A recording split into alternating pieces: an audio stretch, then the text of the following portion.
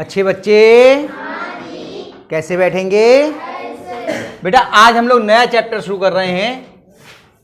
अध्याय 5 है बीजीय व्यंजकों का भाग एवं गुणनखंड। बीजीय व्यंजक यानी जिसमें कुछ चर दिए हुए हों, कोई अक्षर, कोई चिन्ह इस तरह से दिए हों, वो बीजगणितीय वो बीजीय व्यंजक कहलाते हैं। वो हम लोग पीछे से पढ़ के आए हैं। उन बीजीय व्यंजकों का भाग और गुणनखंड, ये दो चीजें हमें इसमें सीखेंगे। भाग करना हमें मालूम है, पीछे से हमने सीखा था, घातांक के नियम थे। भाग में घाते, हाँ भाग में घाते कब? जब आधार समान हो। और नियम वही था, सबसे पहले किसकी करते? चिन्हों का भाग, फिर अंकों का भाग और फिर बीजों का भाग। ये हम लोग सीख के आए हैं घातांक के नियम में। फिर कहते हैं गुणनखंड। दोनों चीजों को पहले समझ लीजिए। किसी भी पद को उसके छोटे छोटे टुकड़ों में गुणा के रूप में लिखना, वो क्या कहलाता है? गुणनखंड। गुणन के खंड। जैसे अगर हम 6 को लिखें, ऐसा समझो, तो क्या हो जाएगा? 2 गुणा 3 गुणा 1। ये इसके क्या हो गए? गुणनखंड। ये इसके क्या हो गए? हमने गुणा के रूप में इसको लिख दिया। तो हम दो चीजें सीखेंगे, एक तो भाग सीखेंगे और दूसरा गुणनखंड। और जो पहली अभ्यास है आपकी बहुत आसान है, आपने बहुत अच्छे से सवाल कर रखे हैं। मैं 5A का पहला सवाल दिखाता हूं, देखो आपको समझ में आएगा, लगेगा अरे इतनी हलवा अभ्यास मिल गई हम लोगों को। पेज नंबर 137 पे पहला सवाल है, भाग दीजिए का 8x पे घात 2yz में 2xy से। पहले इसे सवाल के रूप में लिख लें। क्या हो जाएगा सवाल के रूप में? ये इसको भाग करना है इतने से, इसको भाग करना है इतने से। तो चाहे भाग के रूप में लिख लो, चाहे बटे के रूप में, आपको दोनों तरीके आते हैं। मैं एक बार यहां पर दोनों तरीके से लिख के दिखा दे रहा हूं, फिर हल कर दूंगा। अगर हम लोग भाग के रूप में लिखे तो लिखेंगे 8x पे घात 2yz को भाग करना है 2xy से। चाहे तो ऐसे लिख दीजिए और चाहे बटे में लिख दीजिए 8x पे घात 2yz को भाग करना है 2xy से। दोनों ही तरीके सही हैं, चाहे ये तरीके से लिख दीजिए चाहे इससे। ठीक है, जैसे चाहे लिख लो। कौन सा वाला छोड़ो, ऊपर वाला नीचे वाला? कुछ नीचे वाले से कुछ ऊपर वाले से, मैं दोनों लिख के छोड़ दे रहा हूं। ठीक है, अब अगली इन दोनों में से कोई एक लिखना है। सबसे पहले किसका भाग होता है? चिन्हों का। गुणा या भाग करते तो पहले किसका करते हैं? चिन्हों का। तो चिन्हों के भाग में क्या होता है? समान चिन्ह का धनात्मक और अलग अलग चिन्हों का ऋणात्मक। तो ये दोनों समान चिन्ह के हैं या अलग अलग? समान चिन्ह के। तो भाग काय का आएगा? धनात्मक। पहले नंबर पर जब पहला पद लिख रहे होते तो धनात्मक चिन्ह लगाने की आवश्यकता नहीं। फिर अंकों का, ऊपर कितना है, नीचे कितना है? 2 से 8 को भाग किया, कितने आ गए? 2 चौक 8, 4 आ गया। चिन्हों का हो गया, अंकों का हो गया। अब बीजों का, x पे घात 2 है, नीचे x पे घात कितनी है? 2 में से 1 जाएगी, कितनी बचेगी? 1 लिखी नहीं जाती है। अब y ऊपर कितनी है? नीचे कितनी है? 1 में से 1 गया, कितनी बची? लिखने की जरूरत नहीं, 1 हो गया। किसी भी संख्या पे घात 0 उसका मान कितना होता है? खत्म भाई। z पे ऊपर कितनी है? नीचे कितनी है? 0, तो 1 ही बची, कितनी होगी? z। हल हो गया। खूब किए हम लोगों ने सवाल घातांक वाले में, है ना? आया समझ में? अगला करके दिखाएं? चलो खा गा, चलो भाई गा कर लेते हैं। बोलो क्या है?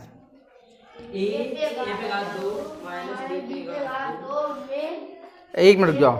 हाँ, a पे घात 2 माइनस b पे घात 2 में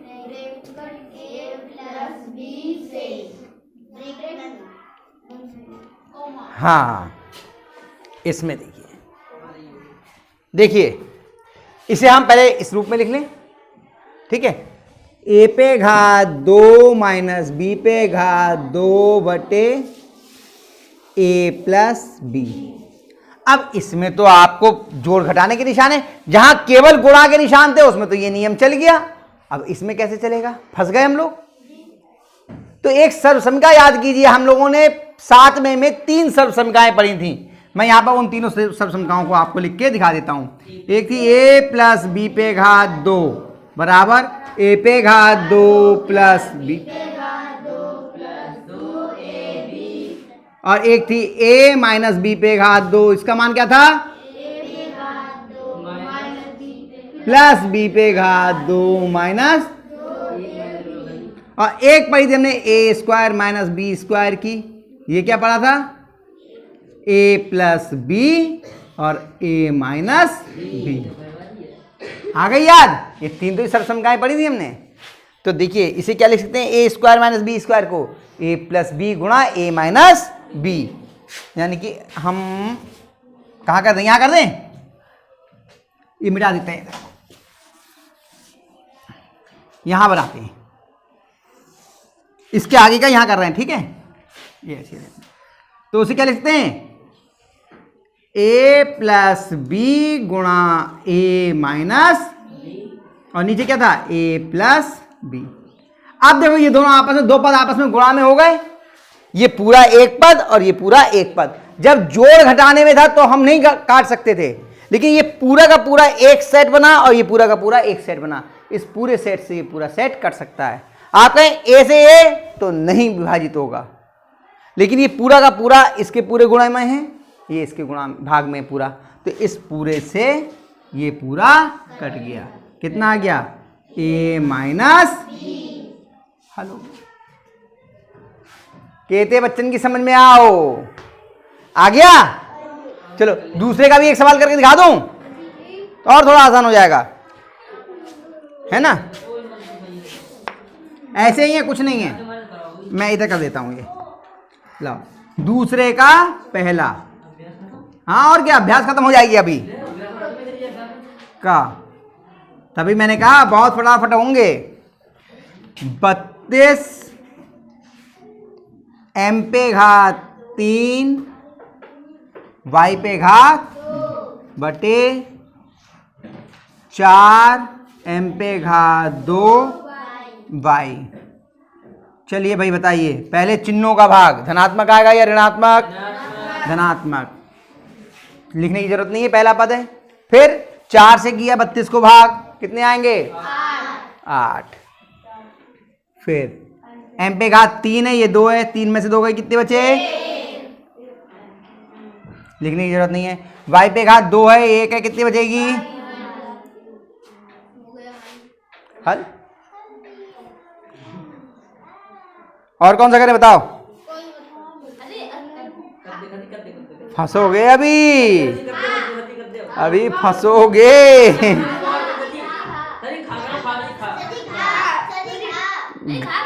चलो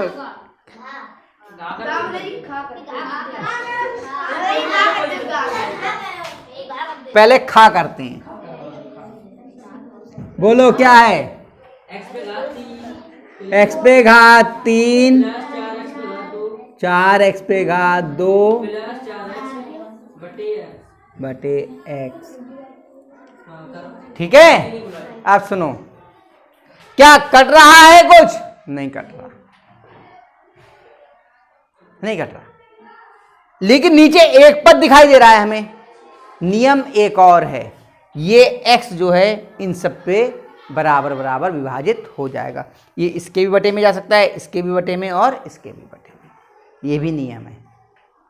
हर जो है वो अंश पर वितरित हो जाता है। ऐसे आप इस सवाल को कर सकते हैं।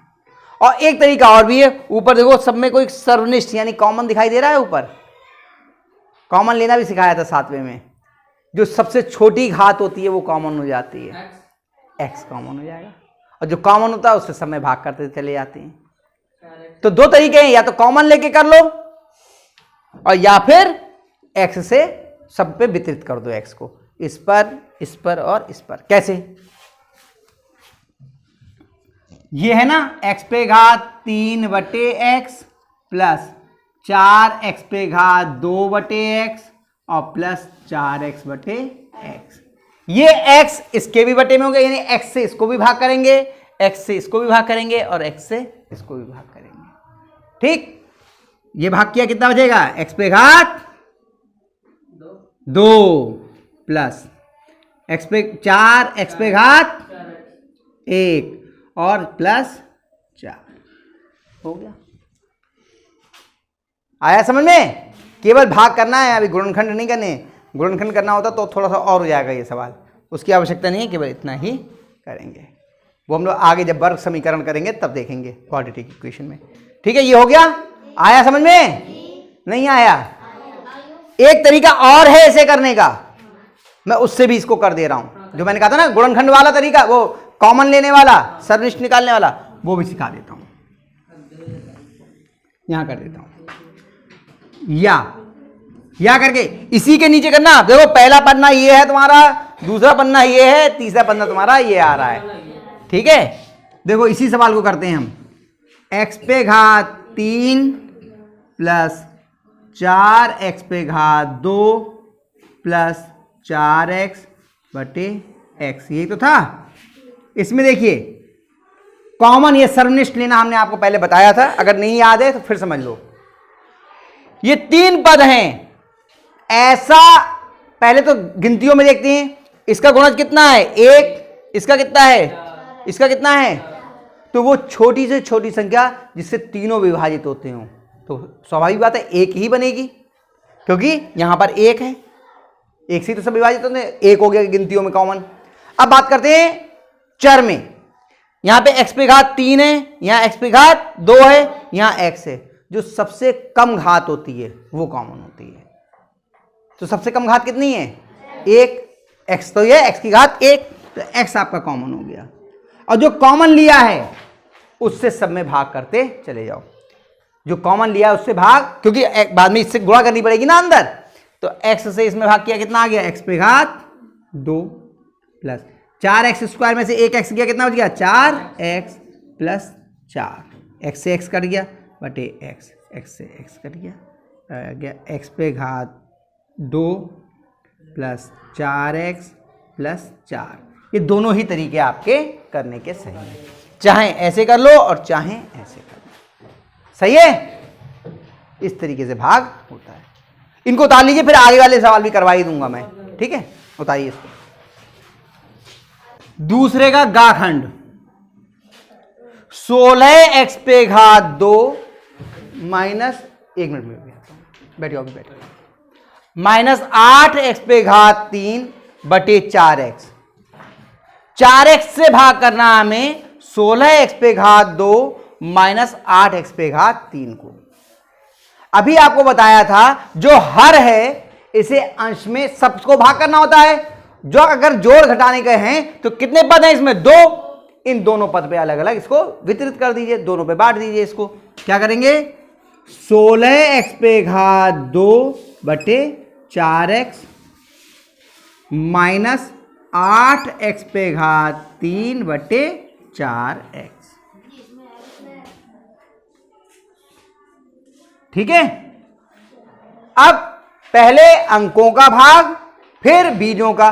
चिन्हों का यहां पर कोई बहुत ज्यादा आवश्यकता नहीं पड़ रही है, जब आगे के सवाल आएंगे तब उनकी जरूरत पड़ेगी। चिन्हों में तो समान चिन्ह के प्लस ही आ जाएगा। करिए, कितने आएंगे 4x पे घात 1। आ रहा है बेटा समझ में?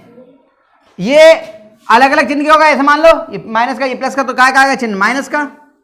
भाग करिए 2 और x पे घात 3 में से 1 गया 2, 4x माइनस 2x पे घात 4x माइनस 2x पे घात 2।